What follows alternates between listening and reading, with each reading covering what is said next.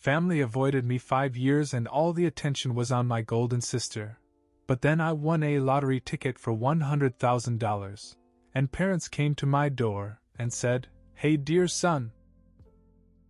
I never thought my life would change so drastically because of one decision. It was my sister Emily's wedding day 5 years ago, a huge event she had been planning for over a year. My parents had poured money into making it perfect: the flowers, the venue, the 3-tiered cake.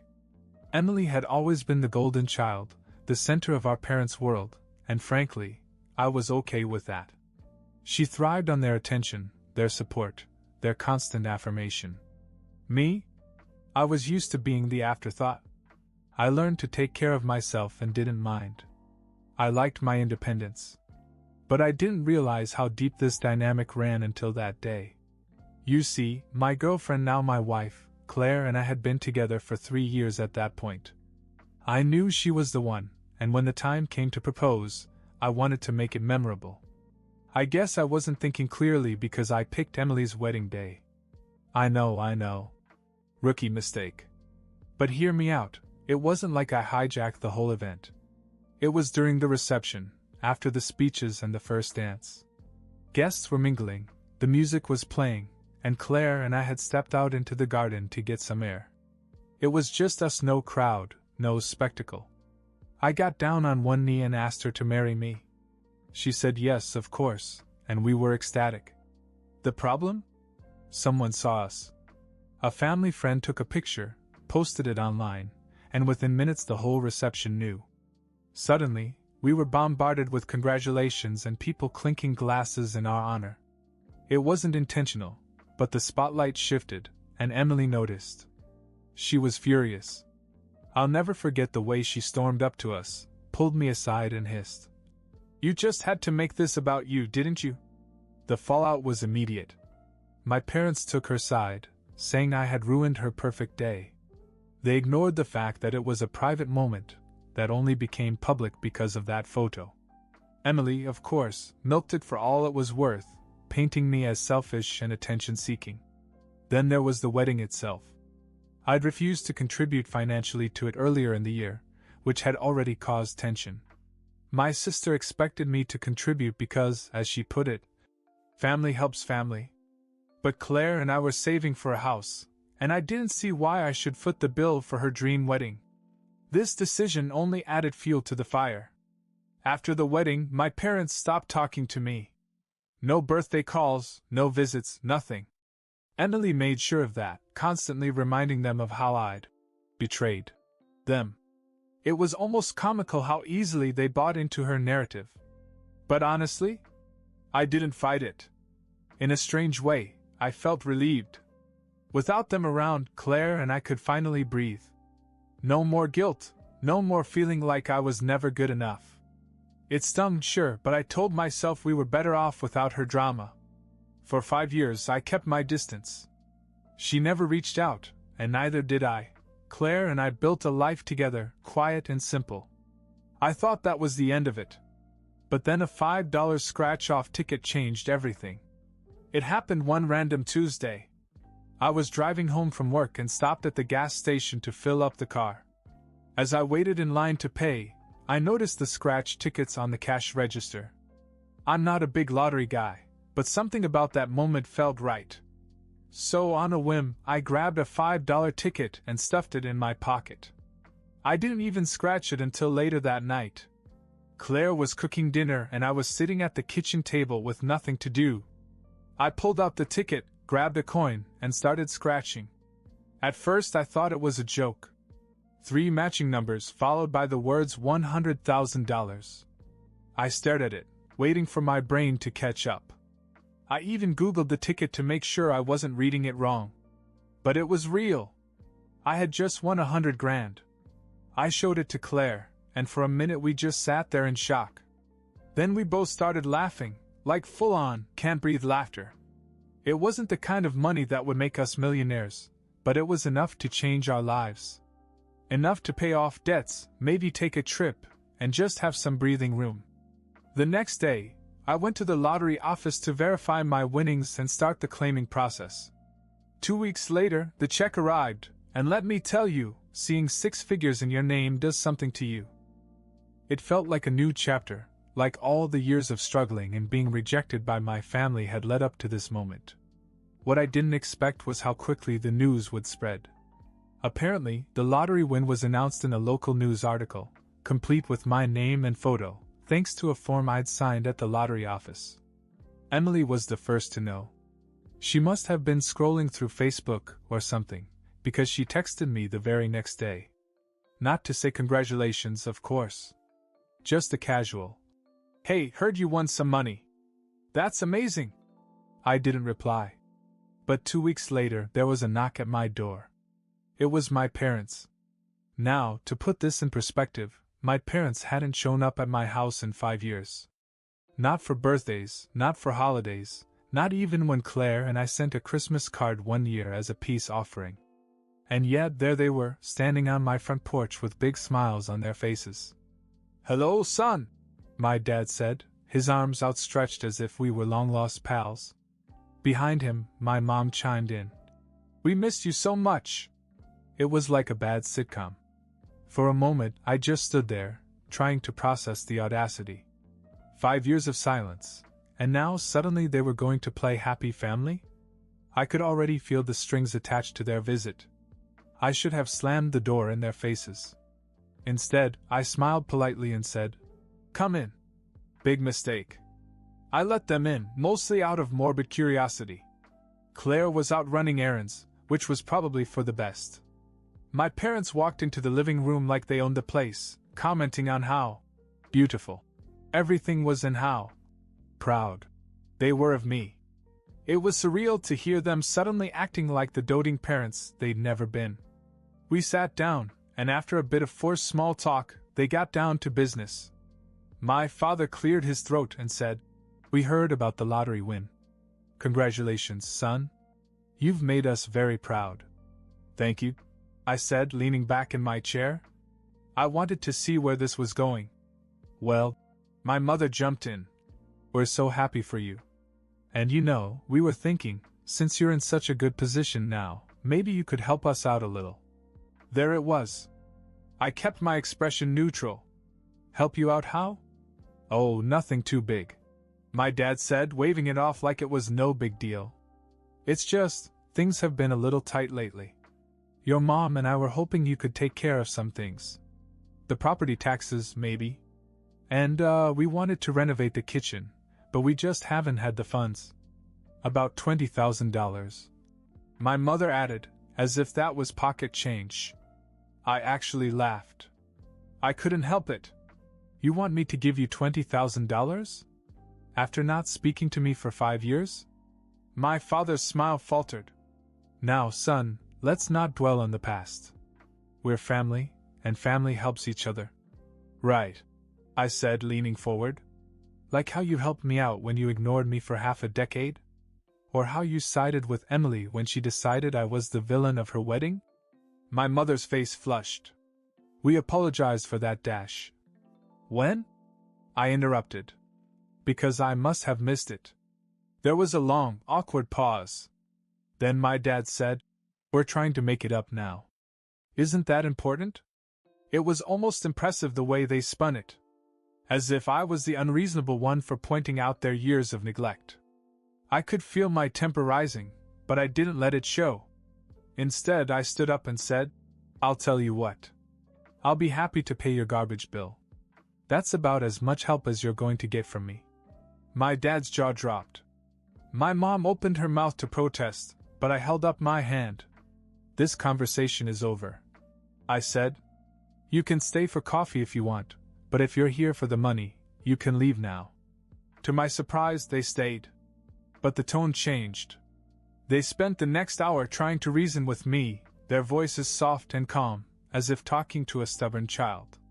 They talked about how they'd always done their best for me, how family was more important than petty grudges, how they were truly sorry for everything. I didn't buy it. Finally, I told them I had things to do and walked them to the door. As they left, my mother turned to me and said, "We just want to make things right, son. Please think about it." I closed the door and locked it. That should have been the end of it. But of course, with my parents and Emily it was never that simple. I didn't hear from my parents for a few days after that awkward visit. I figured they'd gotten the hint and given up. But then came the texts. First it was my mom sending reminders about how much they loved me and how we shouldn't let money come between family. My dad followed up with long-winded messages about opportunities to rebuild our relationship. I ignored them. Then Emily got involved. One night, as Claire and I were having dinner, my phone buzzed with a text from her. I hadn't heard from Emily since her wedding day, and when I saw her name pop up, I was immediately nervous. It read, "Hey big bro. Heard about your win. Congratulations. We should get together sometime, maybe talk about some ways you can help out the family. Let me know when you're free. Red heart." I stared at the screen, stunned. Claire leaned over to read it, and we both burst out laughing. It was so blatantly fake, as if she hadn't spent years poisoning our parents against me. But it didn't stop there. Over the next few days, Emily sent more texts.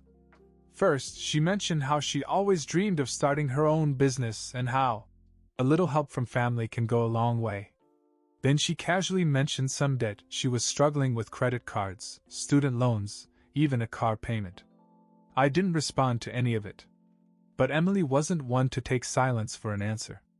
The next Saturday, Claire and I were at home packing boxes. More on that in a minute, when there was a loud knock at the door. I opened it to find Emily standing there, holding a tray of cupcakes and grinning like we were best friends. "Hey, big brother," she said, pushing past me into the house. "Thought I'd stop by and surprise you." I stood there stunned as she made herself at home, putting the cupcakes on the counter and gushing about how long it had been since she'd visited. She hadn't even set foot in our house, not when we moved in, not when we had her over for dinner, nothing. Yet here she was, acting like we were inseparable. Claire came out of the bedroom, saw Emily, and froze. "What's going on?" "Oh, I just thought I'd stop by and say hi," Emily chirped. "And, catch up." The audacity was almost impressive. Claire shot me a look that said, "Deal with it." So I crossed my arms and said, "Emily, what are you really doing here?" Her smile faltered for a split second before recovering. "Can't a sister visit her brother?" I didn't move. "You had 5 years to visit. You didn't. So what do you want?" She sighed and dropped the act. "Fine. Look, I'm in a bit of a bind right now.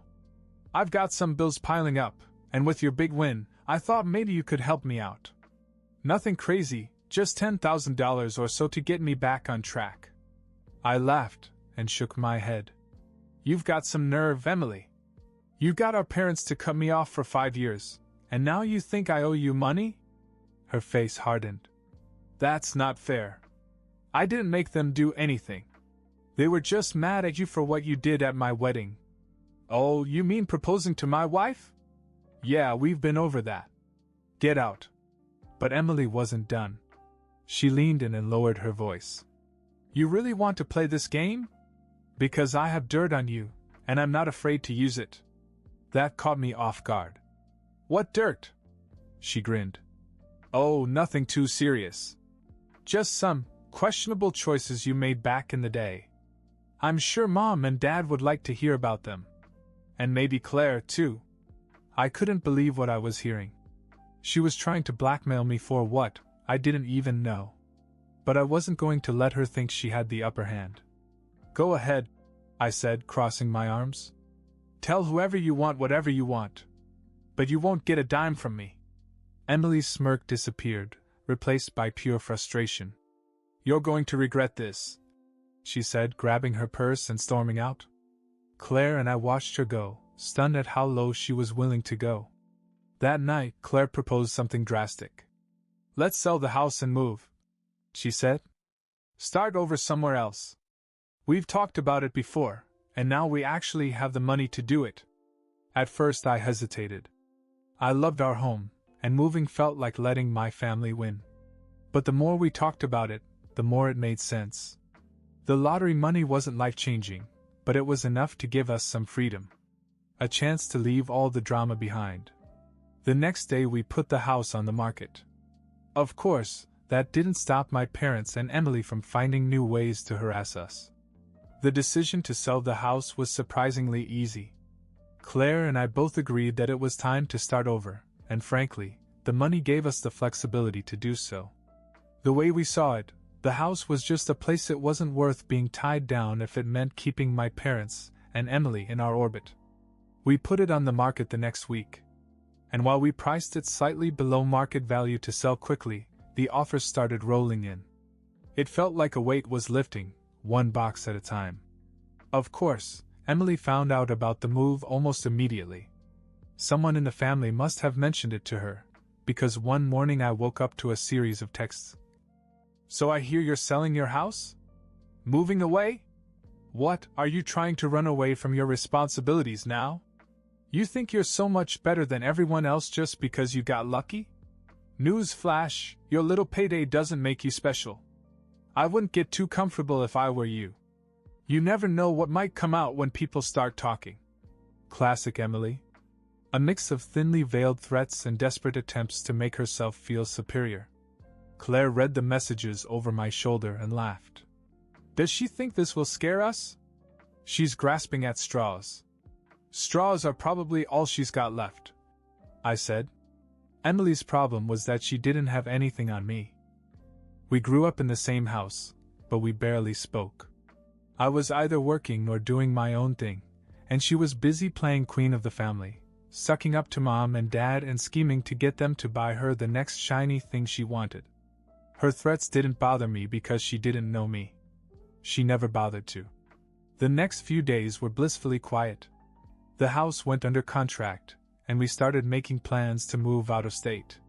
Claire had always dreamed of living somewhere warmer, so we picked a city in the south where we didn't know a soul.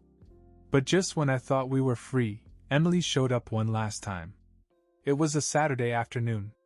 Claire and I were sorting through a pile of old paperwork when we heard a car door slam outside. I peeked through the window and saw Emily marching up the driveway, her phone in one hand and a piece of paper in the other. "Not again," I muttered. Claire rolled her eyes. "Let's just get this done." I opened the door before she could knock. "What do you want, Emily?" She shoved the paper at me. "This. I thought you should see it." It was a printout of a half-baked post on a neighborhood gossip forum. Someone had shared the news that our house was for sale, speculating that we'd come into some money, and were leaving town because of family drama. It was just vague nonsense, but Emily acted like she'd uncovered a scandal. "You really want to air our dirty laundry?" she demanded, crossing her arms. "Emily," I said, pinching the bridge of my nose, "you know I don't care what anyone thinks, right? Write whatever you want. Start a blog. Write a novel. It won't change anything." Her face flushed. "You're such a..." "Careful," Claire said, coming up beside me. "This is still our house, and we don't have to let you stand here and insult us." Emily huffed, clearly realizing she was out of moves. "Fine. Then run away. But don't come crawling back when you realize you can't escape your past." With that, she turned and stomped back to her car. Claire and I stood there for a moment, watching her drive away. "Is it bad that I almost feel sorry for her?" Claire asked. "Not really," I said. "But I'm not going to waste any more energy on her. She's made her bed." And that was that. We never heard from Emily again, except for the occasional snide comment through family channels. The day we closed on the house, I felt like I could finally breathe. Claire and I packed up our car, said goodbye to the place that had held so much drama, and headed south. It wasn't $1 million lottery win, but it was enough to give us a clean slate, and that was worth more than any amount of money. Selling the house and moving was the best decision we ever made. Once we closed the door on our old life, literally and figuratively, everything started to fall into place. For the first time in years, there was no drama. No surprise visits, no passive-aggressive texts, no thinly veiled threats. Emily must have realized her antics weren't working, and my parents stopped trying to guilt me when they found out I wasn't budging. After we moved, Claire and I rented a small apartment while we figured out our next steps. The first few months were surreal, waking up in a new city, surrounded by new faces, with no baggage to weigh us down. It felt like a fresh start in every way. The lottery money wasn't enough to retire on, but it was more than enough to change our lives. We used some of it to pay off our debts and put some away for savings. The rest? We invested in ourselves. Claire had always dreamed of starting a small bakery, and I was itching to quit my 9-to-5 job. So we took the plunge together. With the money as a cushion, we rented a small storefront in the heart of the city and opened a cozy little cafe. Claire did the baking, and I did the business, managing inventory, marketing, and keeping the place running smoothly. To our surprise, business took off. People loved the homemade feel of Claire's pastries, and word spread quickly. Within a year, we had a steady stream of loyal customers, and for the first time in a long time, we felt stable. It was during a quiet evening at the cafe, after the last customer had left, that Claire brought it up. "You know," she said, wiping down the counter, "we've never really talked about having kids." I looked at her and realized that she was right. For so long, we'd been so focused on surviving, on dealing with family drama, paying bills, and just getting through each day, that the idea of starting a family had always felt out of reach. But now, things were different. We had a home, a business, stability. "I think we're ready," I said. Claire smiled, and for the first time in years, I allowed myself to imagine what that future might look like. A little one running around the cafe, helping us bake cookies or playing with toys in the corner while we worked. It was a vision I hadn't dared to think about before, but now it felt possible. It's been a year since that conversation, and a lot has happened. We bought a house not far from the cafe, a cozy little place with a big backyard. Claire and I are finally in a place where we can talk about names, nursery colors, and all the little details that come with starting a family. As for my parents and Emily, they'd been radio silent for over a year now. I guess they realized their games weren't working and finally gave up. The last I heard, Emily was still living off my parents, clinging to them as usual, and they were struggling to keep her afloat. It's sad in a way, but it's not my problem anymore. Claire and I don't look back much these days. We're too busy focusing on what's ahead: our business, our home, and hopefully a baby in the near future. That $5 scratch-off ticket didn't just give us money. It gave us freedom, stability, and the chance to build the life we always wanted. And for that, I'll always be grateful. It's funny how life works. Claire and I used to joke that things could never go our way, and now here we are, living the life we always dreamed of. The cafe is thriving and the community has embraced us like family. Most days I find Claire in the kitchen, humming as she decorates cupcakes or kneads dough, and I can't help but smile. It's a simple life, but it's ours. And now we're about to take the next step. Claire is pregnant. We found out a few weeks ago and I still can't quite believe it. She surprised me with a little onesie that said, "Future Baker," and I swear I've never been happier. As for my family, they're a distant memory now. Every once in a while I'll get a text from some random cousin or hear about some drama involving Emily, but it doesn't bother me anymore. All that matters now is what's ahead. A baby, a family of our own, and a life filled with love and laughter. It's a long way from where we started, but maybe that's the best part. We didn't just get lucky, we made this life together. And honestly, it's sweeter than anything money can buy.